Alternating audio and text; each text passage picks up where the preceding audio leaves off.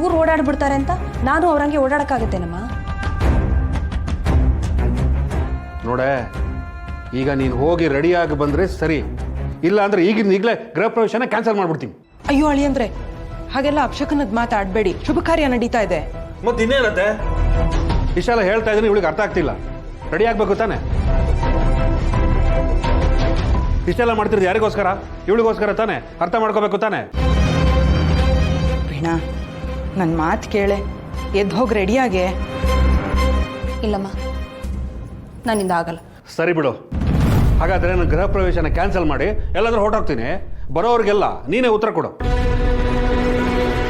ಈ ರೀತಿ ಹೆದರಿಸಿ ನಿಮ್ಮ ಕೆಲಸನೆಲ್ಲ ನೀವು ಮಾಡಿಸ್ಕೊಂಡ್ಬಿಡಿ.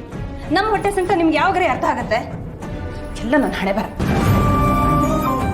ಅಯ್ಯೋ, ಮಾತು ಸಾಕು ವೀಣಾ. ಈಗ ಎದ್ದು ಹೋಗಿ ರೆಡಿ ಆಗ್ತೀಯೋ ಇಲ್ವೋ? ನೀವಿಬ್ರು ಹೀಗೆ ಆಡ್ತಾ ಇದ್ರೆ ನಾನೇ ಎಲ್ಲಾದ್ರೂ ಹೊಟ್ಟೋಗ್ತೀನಿ ಅಷ್ಟೇ. ಅಮ್ಮ, ನೀನೇನಮ್ಮ ಇವ್ರ ಥರನೇ ಆಡ್ತಿದ್ಯಾ? ನನ್ನ ಬಿಟ್ಟು ಹೋಗ್ಬಿಡ್ತೀಯಾ ನೀನು? ಇನ್ನೇನೆ ಮತ್ತೆ, ಸಂತೋಷವಾಗಿರೋ ಸಮಯದಲ್ಲಿ ನೀವಿಬ್ರು ಹೀಗೆ ಕಿತ್ತಾಡ್ತಾ ಇದ್ರೆ ಇದನ್ನ ಮನೆ ಅಂತಾರ ಯಾರಾದ್ರೂ? ಇನ್ನೇನು ಜನ ಬರೋಕ್ಕೆ ಶುರು ಮಾಡ್ತಾರೆ. ಪೂಜೆಗೆಲ್ಲ ರೆಡಿಯಾಗಿದೆ, ಬಂದವ್ರನ್ನ ಮಾತಾಡಿಸ್ಬೇಕು. ಎಷ್ಟು ಕೆಲಸ ಇದೆ. ಎಲ್ಲ ಬಿಟ್ಟು ನೀ ಹೀಗೆ ಆಡಿದ್ರೆ ಇನ್ನೇನು ಮಾಡಲಿ ಹೇಳು? ಅಮ್ಮ, ಅತ್ತೆ ಮಾವನು ಮೋಸ ಮಾಡ್ತಿದ್ದೀವಿ ಅಂತ ನಿನಗೂ ಅನಿಸ್ತಿಲ್ವೇನಮ್ಮ? ಅತ್ತೆ ಮಾವ ಇದ್ದಿದ್ರೆ ಇವ್ರ ಗೌರವ ಪ್ರತಿಷ್ಠೆ ಯಾವ ರೀತಿ ಇರ್ತಿತ್ತು? ಅದು ಯಾಕೆ ಇವ್ರಿಗೆ ಅರ್ಥ ಆಗ್ತಿಲ್ಲ? ನೋಡೆ, ನನಗೇನು ಅರ್ಥ ಆಗಿದೆಯೋ ಅದನ್ನೇ ಮಾಡ್ತಿದ್ದೀನಿ. ಇನ್ನು 5 ನಿಮಿಷ ಟೈಮ್ ಕೊಡ್ತೀನಿ. ರೆಡಿಯಾಗಿ ಬಂದಿಲ್ಲ ಅಂದರೆ ನಿನಗೆ ಗೊತ್ತಲ್ಲ ನಾನು ಏನು ಮಾಡ್ತೀನಿ ಅಂತ. ಅದನ್ನೇ ಮಾಡ್ತೀನಿ. ಏಯ್ ರೆಡಿಯಾ, ಬರ.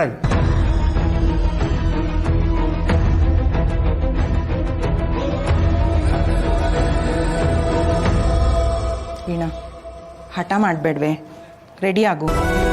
ಪೂಜೆ ಆದ ತಕ್ಷಣ ಎಲ್ಲ ಮುಗ್ದೋಯ್ತು ಅಂತ ಅಲ್ವಾ?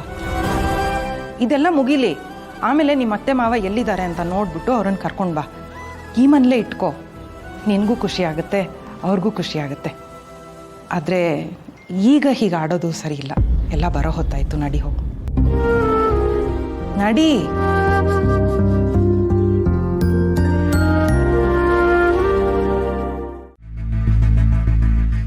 ಲಕ್ಷ್ಮಿ, ಲಕ್ಷ್ಮಿ,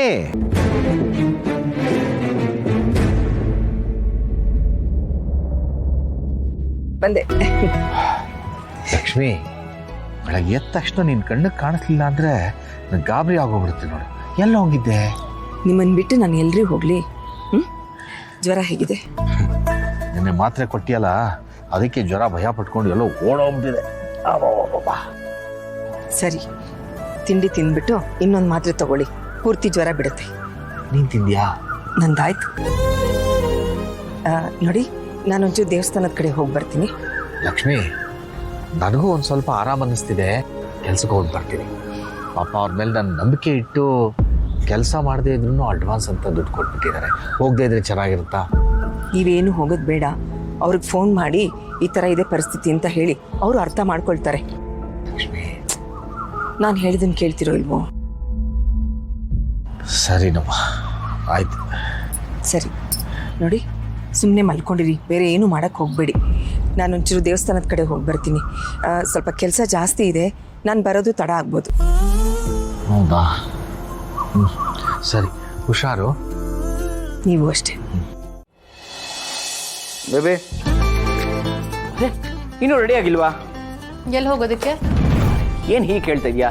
ಅಣ್ಣನ ಮನೆ ಗೃಹ ಪ್ರವೇಶಕ್ಕೆ ಹೋಗೋದು ಬೇಡವಾ? ನನಗೆ ಬರೋಕ್ಕೆ ಇಂಟ್ರೆಸ್ಟ್ ಇಲ್ಲ, ನೀನು ಹೋಗಿ ಬಾ. ಏನು ಬೇಬಿ ಹೀಗೆ ಹೇಳ್ತಿದ್ಯಾ?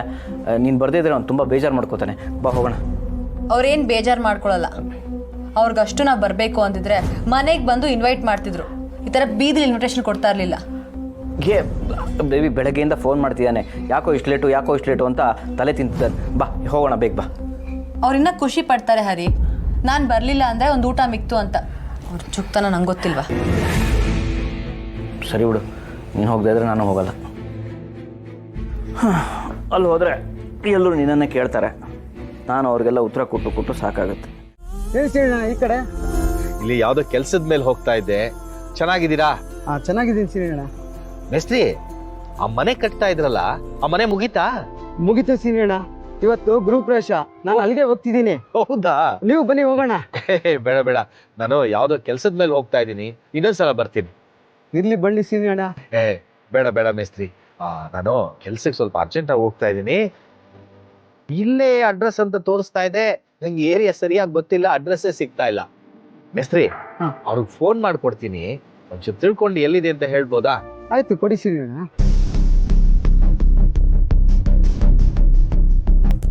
ಸರ್ ನಮಸ್ಕಾರ. ಇಲ್ಲೇ ಎಲ್ಲೋ ಹತ್ರ ಅಡ್ರೆಸ್ ತೋರಿಸ್ತಾ ಇದೆ, ಅದು ನಂಗೆ ಗೊತ್ತಾಗ್ತಾ ಇಲ್ಲ. ನಮ್ಮ ಸ್ನೇಹಿತರೊಬ್ರು ಇದ್ದಾರೆ, ಅವ್ರು ಕೊಡ್ತೀನಿ, ಅವ್ರು ಇದೇ ಏರಿಯಾದವರು. ಅವ್ರಿಗೊಂಚೂರು ಹೇಳಿ ಸರ್, ನಾನು ತಿಳ್ಕೊತೀನಿ. ಕೊಟ್ಟೆ. ಸರ್ ನಮಸ್ತೆ, ಹೇಳಿ ಸರ್.